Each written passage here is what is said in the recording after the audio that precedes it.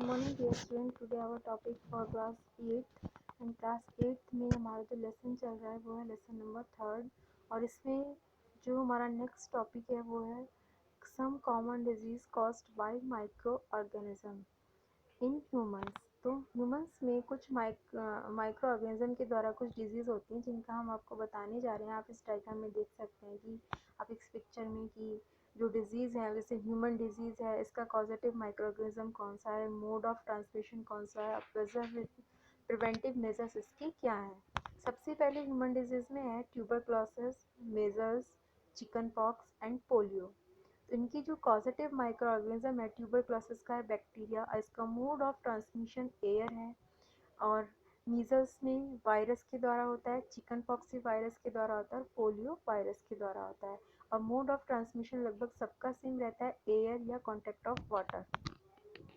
और इसमें जो प्रिवेंटिव मेजर्स हैं इन चारों में ये हैं कि keep the patient in complete isolation, मतलब जो पेशेंट है उसको पूरे आइसोलेशन में रखा जाता है। Keep the personal belonging of the patient away, मतलब किसी को भी पेशेंट से मिलने नहीं दिया जाता है। From those of the others, vaccination to be given at suitable age, और जितनी भी मतलब उसको एज है उसके अकॉर्डिंग उसको वैक्सीनेशन दी जाती है। नेक्स्ट जो है डिजीज़ वो है cholera and typhoid. Cholera and typhoid दोनों बैक्टीरियल डिजीज़ हैं और ये वाटर एंड फूड के द्वारा होती है। इसमें क्या होता है, maintain personal hygiene and good sanitary habits. इसमें क्या होता है कि सफाई का ज़्यादा ध्यान रखना होता है और कंज्यूम प्रॉपरली कुकड फूड, और पूरी अच्छी तरह से पका हुआ खाना इसमें खाया जाता है। एंड बॉइल्ड ड्रिंकिंग वाटर, और पके हुए पानी का यूज़ किया जाता है बॉइल्ड वाटर का। और वैक्सीन इसमें दी जाती है। हेपेटाइटिस जो है वो वायरस के द्वारा होता है और इसका मोड ऑफ ट्रांसमिशन वाटर है।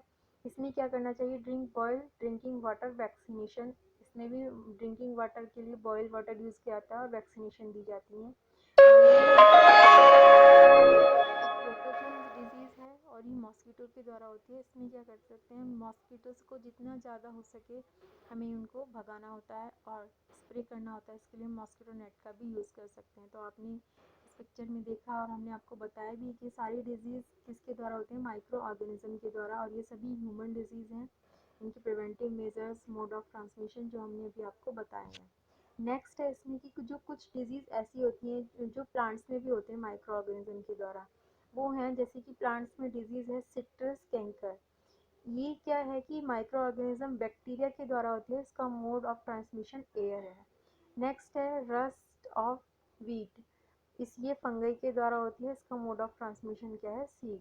इसी तरह से येलो विंग ऑफ मोज़ेक भिंडी ओक्रा, इसमें वायरस के द्वारा होता है और ये इंसेक्ट के द्वारा होता है। तो इसी तरह से जैसे ह्यूमंस में माइक्रो ऑर्गेनिज्म के द्वारा डिजीज़ होती है, इसी तरह से प्लांट्स में भी माइक्रो ऑर्गेनिज्म के द्वारा डिजीज़ होती हैं और इनके भी मोड ऑफ ट्रांसमिशन होते हैं। अब है इसमें कि फूड पॉइजनिंग क्या होती है। कभी आपने देखा होगा कि सब खाना खाते हैं तो कभी कभी आपको उल्टियाँ आने लगती हैं, खाना वो डाइजेस्ट नहीं हो पाता है, तो उस कंडीशन में क्या होता है कि फूड पॉइजनिंग हो जाती है। Food poisoning could be due to the consumption of food spoiled by some microorganism. कभी कभी क्या होता है कि हम कुछ ऐसा खाना खा लेते हैं जो कि माइक्रो ऑर्गेनिज्म के द्वारा ख़राब कर दिया गया होता है। तो microorganism that grow on our food sometimes produce toxic substance. तो माइक्रो ऑर्गेनिज्म वो ऑर्गेनिज्म होते हैं जो कि हमारे जो खाना है उसमें टॉक्सिक सब्सटेंस को प्रोड्यूस कर देते हैं। These make the food poisoning, और हमारे फूड को जहरीला बना देते हैं। Causing serious illness and even death, उससे क्या होता है बहुत ज़्यादा वीकनेस आ जाती है और मतलब इतनी ज़्यादा वीकनेस आती है कि पेशेंट की डेथ भी हो सकती है। So it is very important that we preserve food to prevent it from being spoiled. इसलिए बहुत ज़रूरी है कि जो भी खाना हम खा रहे हैं वो ख़राब ना हो और उसको हम ख़राब होने से बचा सकें। नेक्स्ट है कि फूड प्रिजर्वेशन किस तरह का होना चाहिए। To prevent the food from spoilage we apply some common method at home. अपने खाने को ख़राब होने से बचाने के लिए हम घर में बहुत सारे तरीके यूज़ करते हैं that save the food from attack of microorganism, जो कि फूड को माइक्रो ऑर्गेनिज्म के अटैक से बचा सकता है। इसमें है कुछ केमिकल मेथड हैं। सबसे पहले है कि salt and edible oil are the common chemical.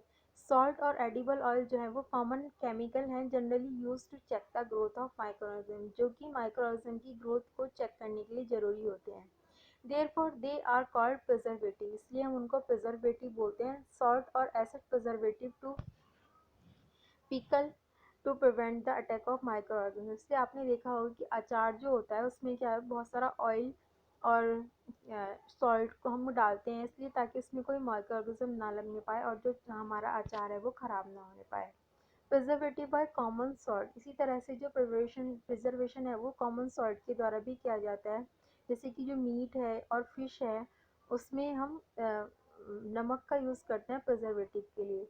Salting is also use for प्रिजर्वेटिंग आंवला, रॉ मैंगोज, टैमराइड्स, इन सब में भी प्रिजर्वेशन के लिए किसका यूज़ होता है, सॉल्ट का। नेक्स्ट है preservation by sugar. Jam and jelly are preserve by sugar. Jam और जेलीज जो हमारी होती हैं उनको प्रिजर्व करते हैं शुगर के द्वारा। Sugar reduce the moisture content, जो भी शुगर है वो हमारे जो कंटेंट है उससे मॉइस्चर को रिड्यूस कर देती है, which inhibit the growth of bacteria to spoil food, और जो कि बैक्टीरिया की ग्रोथ को रोक देते हैं और खाने को खराब होने से बचा लेते हैं। Preservation by oil and vinegar, इसी तरह से the prevent spoilage of pickle because bacteria can not live in such an environment. Vegetable, fruit, fish and meat are often preserve by this method. इस मेथड के द्वारा हम vegetables, fruit और fish और जो मीट है उसको प्रिजर्व कर सकते हैं, और ये मतलब ऑयल और विनेगर अगर हम उनमें डालते हैं तो वो ख़राब नहीं होते हैं जल्दी से। Heat and cold treatment. We keep our food in refrigerator. Low temperature erect inhibit the growth of microorganisms. जो भी हमारा खाना घर में बनता है या बचता है तो हम उसको क्या करते हैं, फ्रिज में रख देते हैं। फ्रिज में क्या होता है, टेम्परेचर बहुत लो होता है जिसके कारण जो बैक्टीरिया है या माइक्रो ऑर्गेनिज्म है वो ग्रो नहीं कर पाते। इसी तरह से जो मिल्क है वो हीट होता है 70 डिग्री सेंटीग्रेड पे 15 to 30 second and chilled and store. तो पहले हम उसको 70 डिग्री सेंटीग्रेड पे 15 से 30 मिनट के लिए गर्म करते हैं, उबालते हैं, उसके बाद क्या करते हैं उसको ठंडा करते हैं, और ठंडा करने के बाद फिर हम उसको फ्रिज में रख देते हैं। By doing this method it prevent the growth of micro, ऐसा करने से उसमें माइक्रो ऑर्गेनिज्म डेवलप नहीं होते। This process was discovered by Lewis pasture, और ये जो प्रोसेस है ये लुईस पास्चर के द्वारा डेवलप किया गया था, इसलिए इसको बोलते हैं pasteurisation. Next is storage and packing.